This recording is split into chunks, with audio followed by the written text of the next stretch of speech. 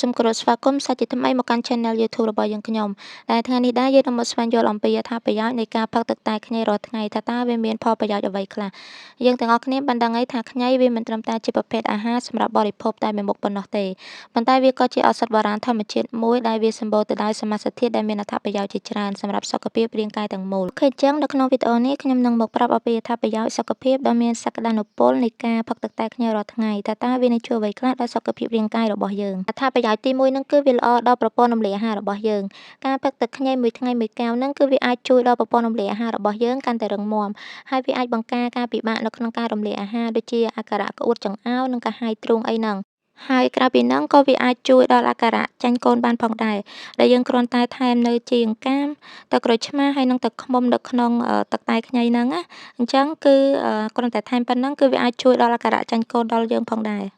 អត្ថប្រយោជន៍ទី2ហ្នឹងគឺវាអាចបង្ការនូវជំងឺទឹកនោមផ្អែមអញ្ចឹងការផឹកទឹកខ្ញីជាមួយនឹងទឹកក្រូចឆ្មាហ្នឹងគឺវាអាចកាត់បន្ថយហានិភ័យនៃការខូចខាតនៃតម្រងនោមរបស់យើងហើយនឹងវាអាចកាត់បន្ថយនៃហានិភ័យនៃជំងឺទឹកនោមផ្អែមផងដែរដោយសារតែខ្ញីហ្នឹងគឺវាសម្បូរទៅដោយជាតិស័ង្កសីដែលវាមានតួនាទីសំខាន់នៅក្នុងការផលិតអរម៉ូនអាំងសាលីនផងដែរដែលអ្នកទាំងអស់គ្នាបានដឹងហើយថាអរម៉ូនហ្នឹងគឺវាមានតួនាទីសំខាន់នៅក្នុងការគ្រប់គ្រងការត្រួតពិនិត្យហើយនឹងសារទុកកម្រិតជាតិស្ករក្នុងខ្លួនរបស់យើង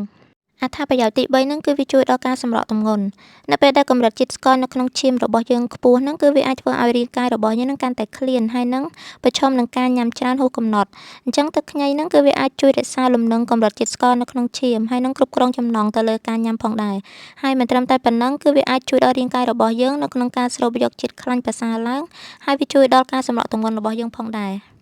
អត្ថប្រយោជន៍ទី4ហ្នឹងគឺវាជួយដល់សក់ហើយនិងស្បែកខ្ញីគឺវាមានវីតាមីនហើយនិងសារធាតុប្រឆាំងអុកស៊ីតកម្មជាច្រើនដូចនេះនៅពេលដែលយើងផឹកទឹកខ្ញីទៅគឺវាអាចជួយដល់ស្បែកគឺវាធ្វើឲ្យស្បែកយើងនឹងរលោងផងដែរហើយក្រៅពីហ្នឹងគឺវាមានពពួកវីតាមីន A ហើយនិង C ហ្នឹងដែលវាជួយទៅដល់សរសៃសក់របស់យើងផងដែរគឺវាធ្វើឲ្យសរសៃសក់របស់យើងនឹងរឹងមាំល្អបានហើយក្រៅពីហ្នឹងក៏វាជួយសម្អាតជាតិពុលនៅក្នុងឈាមដែលព្យាបាលជំងឺស្បែកផ្សេងៗបានផងដែរអត្ថប្រយោជន៍ទី5គឺវាជួយការពារពីជំងឺភ្លេចភ្លាំងការសិក្សាជាច្រើនបានបង្ហាញថាខ្ញីគឺវាអាចជួយកាត់បន្ថយភាពខូចខាតនៃកោសិកាខួរក្បាលហើយអ្នកវិទ្យាសាស្ត្រហ្នឹងក៏បានរកឃើញថាសារធាតុប្រឆាំងអុកស៊ីតកម្មហើយនិងសមាសធាតុផ្សេងទៀតនៅក្នុងខ្ញីហ្នឹងគឺវាអាចឆ្លើយតបទៅនឹងការរលាកដែលកើតឡើងនៅក្នុងខួរក្បាលបានផងដែរអត្ថប្រយោជន៍ទី6ហ្នឹងគឺគេប្រើប្រាស់ខ្ញីដើម្បីបំបត្តិការឈឺចុកចាប់អញ្ចឹងដូចដែលយើងបានដឹងហើយថាខ្ញីគឺជាឱសថធម្មជាតិមួយដែលគេប្រើប្រាស់យូរណាស់មកហើយដើម្បីព្យាបាលការរលាកហើយបើតាមការសិក្សាហ្នឹងក៏បានបង្ហាញថាទឹកខ្ញីអាចបំបត្តិការឈឺចាប់ដែលបង្កមកពីជំងឺរលាកឆ្អឹងហើយជាពិសេសហ្នឹងគឺឈឺនៅជង្គង់ហើយក្រៅពីហ្នឹងទឹកខ្ញីក៏វាជួយបំបត្តិអាការៈដូចជាឈឺក្បាលឈឺពោះពេលមករដូវឈឺសាច់ដុំហើយនិងឈឺចាប់ផ្សេងៗបានផងដែរ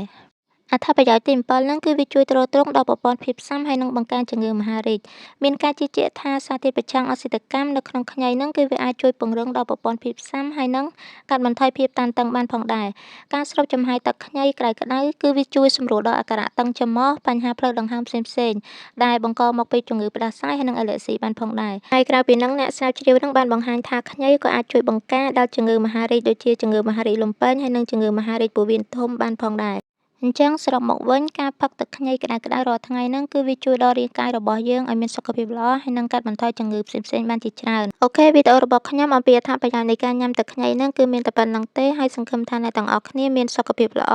ហើយក៏សូមអរគុណផងដែរសម្រាប់ការទស្សនាវីដេអូហ្នឹងតាំងពីដើមរហូតដល់ចប់អរគុណជម្រាបលាជួបគ្នានៅក្នុងវីដេអូក្រោយទៀតបាយបាយ